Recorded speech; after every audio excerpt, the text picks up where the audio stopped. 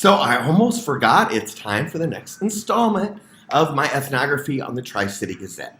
So I decided to close the blind so that I can't see the house across the street or next door or any of that, because even if it was a common tree trimmer that everyone used and a ladder was borrowed, that is how I am now, and that is why I must move. Has anyone seen the movie? Now, why am I not seeing? Oh, Manchester by the Sea. You guys may remember that for the year I had the Prius, I would see almost every movie that would come out. And you know something? I loved that. I should do that in the place where I go anew and get in that habit again. Because I loved going to the movies all by myself, matinees. I loved that.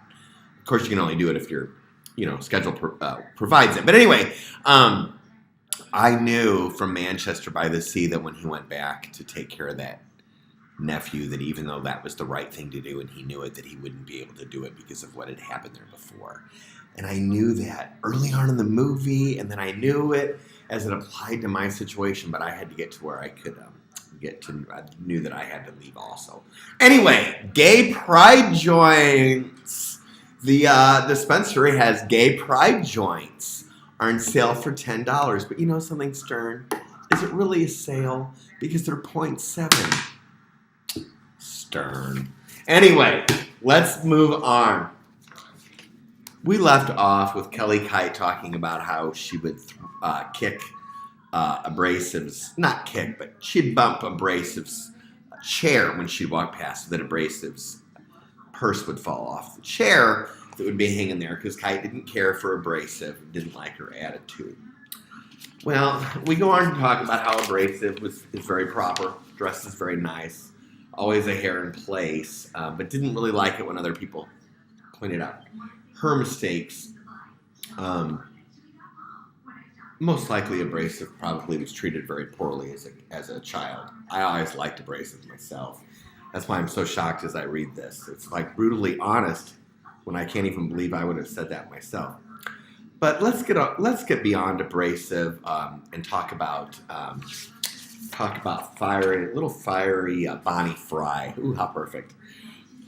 Reporters are aware that many editors can be manipulated. Recently, the Davenport reporter Bonnie Fry had a squabble with the Iowa editor Lisa Wesson. Fry had just given Wesson her goals and measurables.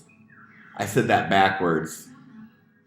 Oh, no. Fry had that's when they had the roundabout reviews. Fry had just given Wesson her goals and measurables. Every reporter must give their editor a form every 6 months that outline what these goals and measurables are. Fry developed her goals and measurables based on Kite's old goals and measurables. Kite had formerly been the Davenport reporter. When Wesson observed that Fry had listed serving as a backup city editor as a goal, she told her to remove her from the form. "You don't think I can do it, do you?" Fry yelled at Wesson. Soon the two of them were in a conference room, and Fry was screaming out loud enough for the newsroom to hear her. I won't say what the mild mannered Fry does now. I bet you Fry remembers. When the two came out of the conference room, Fry spoke with different reporters in the newsroom. The rumor was that she got her way. Even the editor-in-chief, who one reporter suggested I call Dim Hazy for using this ethnography, Dim Hazy, tends to change his tune once in a while. He once threatened to fire me for calling up a local radio station and defending the Gazette. The radio station recorded our conversation without telling me and played it on the air. Hazy called me into his office and said he should fire me for doing something so stupid. And that's the kind of nonsensical manipulation that wasn't necessary. And in fact, it probably got some of that sad, dwindling newspaper some readership. One more stunt like that, and you're out of journalism. Really, Hazy? Let's talk about stunts in journalism. Outraged, I walked out the door and went home 6 hours early. Hazy called me 2 hours later and we worked out the problem. A week later, I got a $2 an hour raise. I didn't even know that was the next sentence based on the reaction I had made prior. Been around the block, folks, and I've been around the block in corrupt Quad Cities. I'll be back on later for the next installment of the ethnography of the newsroom, the Tri-Cities Gazette.